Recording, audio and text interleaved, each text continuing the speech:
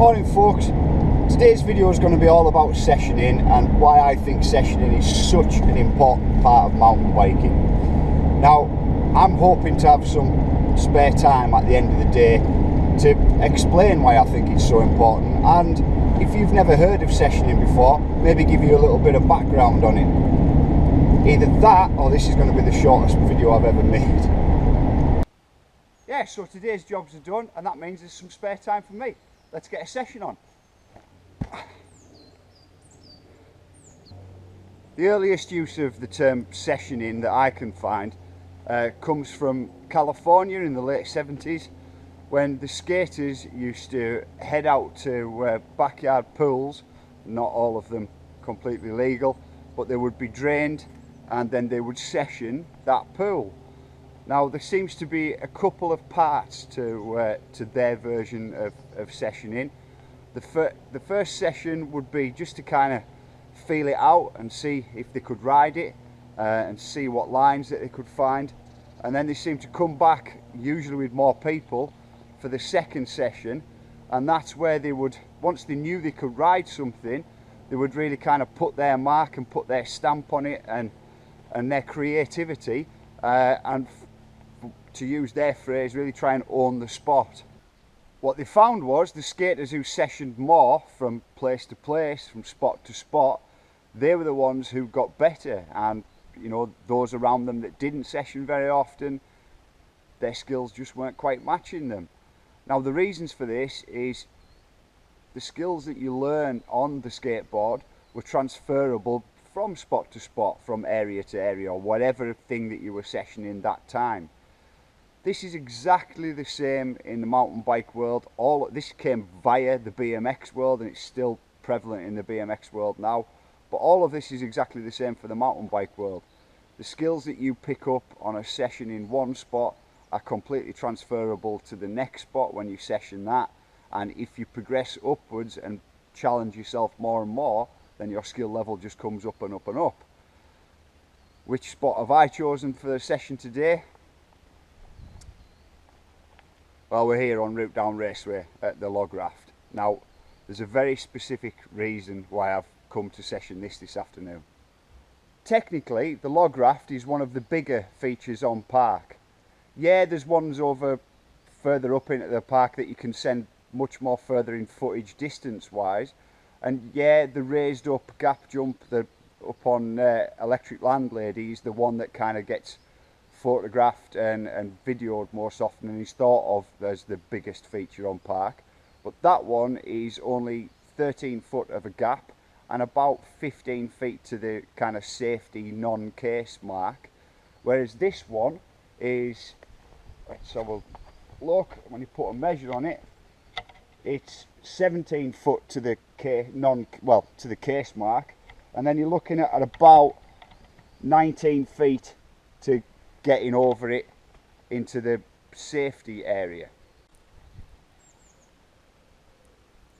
Technically, I can do this feature. There's photos, videos of me taking off from here, jumping over there somewhere, landing, putting down and riding on. Touch wood, I haven't had a crash on here and I've done it multiple times. So does that mean it's done? Is it like tick that one off? Well, no, for me personally, mountain biking isn't a tick box exercise, and I'm less than happy with how I ride this feature, and that's one of the reasons for coming in and sessioning it. You see, my usual landing spot has been somewhere around here. Front wheel over, back wheel still on the case pad, and to be completely honest with you, it's been super inconsistent. And hey, although that means that I get to ride that out and ride away and don't die, I can't tick that off. I hate that idea of a tick box exercise, but I can't say yeah, I'm confident on that feature now, and I don't class a feature as done. I mean, when is a feature done? Think of Brandon Semenuk, Brett Reeder. They've both got backyard compounds full of different features. I mean, what do? Do they ride that once, get over everything and go, right, no need to ever do that again. Do you know what I mean? Sometimes it's about sessioning it to try and progress up your own skills and confidence first of all. Progress your confidence on it. Make sure that you hit sending it the distance that you want to send it, and get it to a point where you're comfortable on it, and then hey, you can maybe start and add your own style onto it. And that's why I'm here today. That's why I am sessioning this section, this area, this feature. I'm going to see if I can get myself a little bit better on it.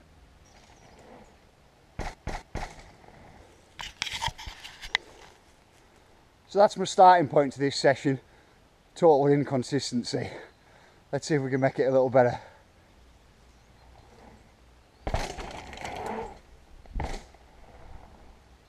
Well, at this point I'm a few hits in, and is it frustrating? Yes.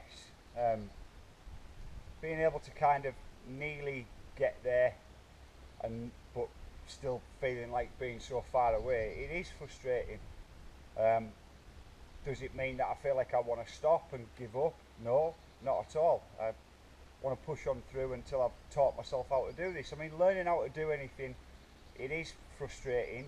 You know, you know what you want to do, but you just can't quite get the motor skills or muscle memory to be able to get yourself to do it every time.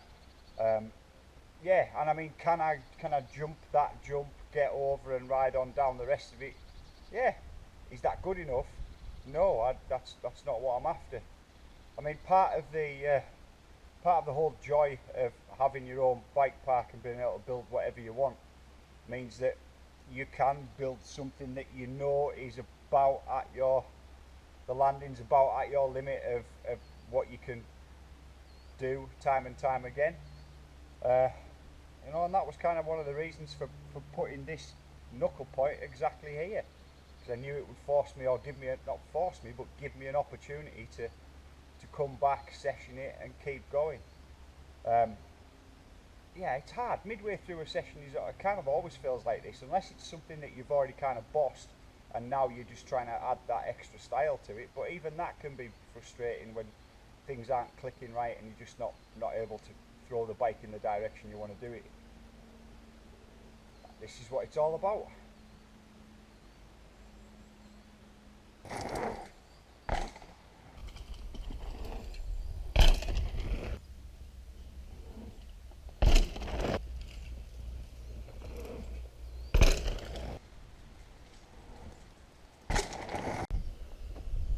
Oh man, I don't know. I feel like that one was better.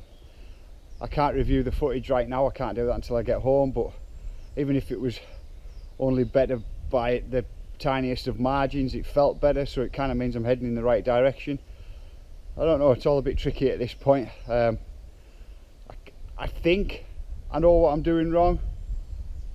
It's as if, even if I do know what I'm doing wrong, and I am correct that I'm not pumping into the lip hard enough and not shooting for a high enough trajectory, even if I am right in that, I've got to figure out in my own head about how to put that right.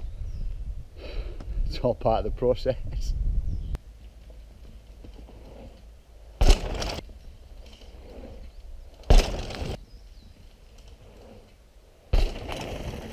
Although I feel like I'm getting inch by inch, maybe centimetre by centimetre closer and closer, I also feel like I'm getting more and more tired.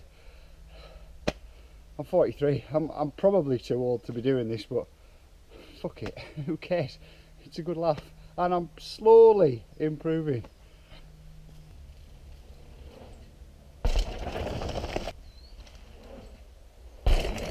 It felt like that might have been the one, but I'm not going to just have a one and done.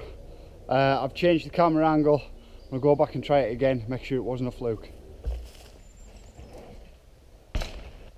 I don't know.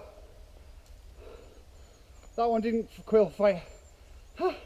That one didn't feel quite as good, but I think I got over. I don't know. Try again. I didn't quite make it that time. Close. Although I don't know, it didn't feel bad. I don't know.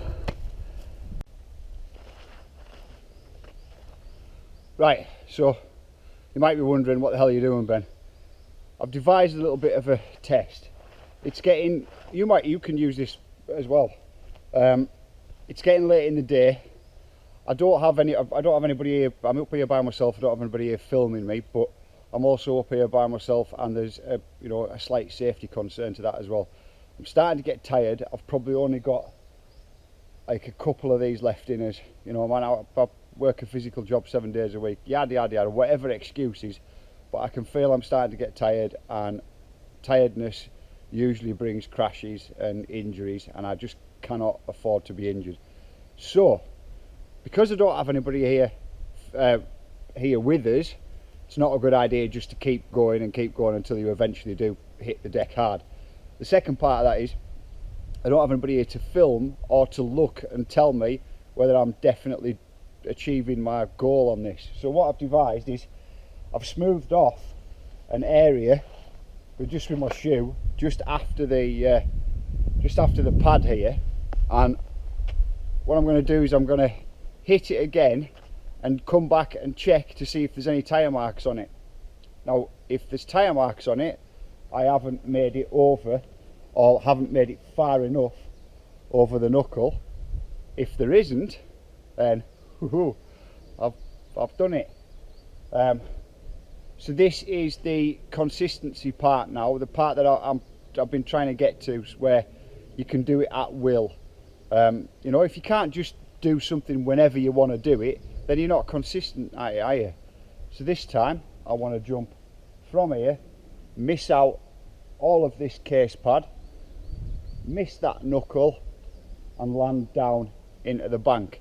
That is my goal, that is my aim, that's what I'm going to do. If I can do it, then I consistently can do this whenever I want. If I can't, it's back to the drawing board. Let's find out. Oh man, hang on, I feel like I might have got over it. It felt okay. Let's check it.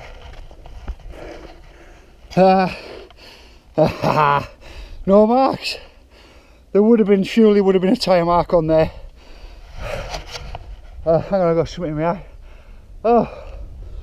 Oh man. Shoot. It felt, I've got no way of knowing until I edit this. It felt okay.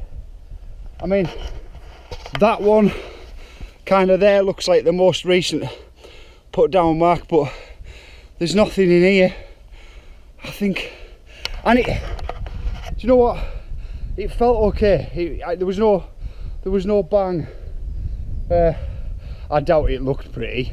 I mean, there was no kind of style or anything in there, but hey, one step at a time. Oh wow, that's super frustrating, because I will not know whether that was a success, or I kind of think it was. Well, I won't know for sure until I edit this. I think it was though. I didn't feel it. I didn't feel a bang. I didn't feel a...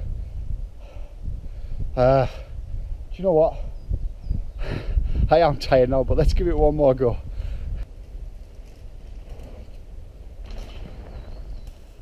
I didn't quite make it that time. Close. Although I don't know, it didn't feel bad. I don't know. Right, I've had to call it quits. I'm starting to get tired, and I know better than most that's when I make mistakes. And to be honest with you, most of the injuries that I've had, well, the bad ones, have been from trying to push the envelope when I'm already feeling a bit tired. So I can't afford another broken collarbone or a broken wrist, so it's time to kind of call it quits. As I've probably said way too many times already in this video, I don't have a screen on the back of the GoPro. I should probably get one, but I don't have any surefire way of knowing whether I've managed to pull that off today. If I did, awesome. If I didn't, then hey, do you know what? It's felt the best that it ever has done, so that's definitely a bonus. But if I did, then I hope I've managed to give context to my feelings about why sessioning is so important. hitting something again and again and again, especially something that's challenged you in the past, and just doing it again until you've got to a point where you're like, man, this feels so much better. It's a brilliant feeling. I mean, it's something that I've experienced multiple times, but it never gets old. I've come away feeling really stoked today, and that's why I built GNAR Bike Park, and that's why things are in the position that they're in. I mean, look, forget about what I was doing today, forget the 19-foot thing. You could apply it to 9-foot over on the whoops on elementary. If that's what challenges you, then go and hit it again and again and again until you can do it. And then, yeah, on park, we've got it comes up gradually. We've got those next steps in place for you to not to have to go from 9 feet to immediately to 12 feet. There's a 10-foot gap on get to the chopper. There's an 11-foot gap on the way into it's Gasoline Alley, into the berms, and that's about 11 feet. There's a 12-foot one over on GAP. There's a 13-foot one up on Electric Landlady, and so on and so forth. And there's all 100 different features in between. But sessioning them is, for me, where it's at. It's a mentality. I mean, I get two kinds of people visit the park. One group are in the huge majority, and some are in the minority there. We do get some people who just don't get it, you know. They ride over the tracks, and maybe they'll come to a point where they don't feel like they can do the next track, and they're like, well, I've come here, I've ridden 4 tracks, and I can't do any of the other ones, so I'm going home. I've only been here like half a day.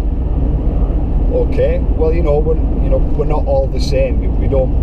Not everybody wants to challenge themselves, and not everybody wants to push their level of riding and try and get better, and that's fine. No worries. That's what red routes on trail centres were invented for.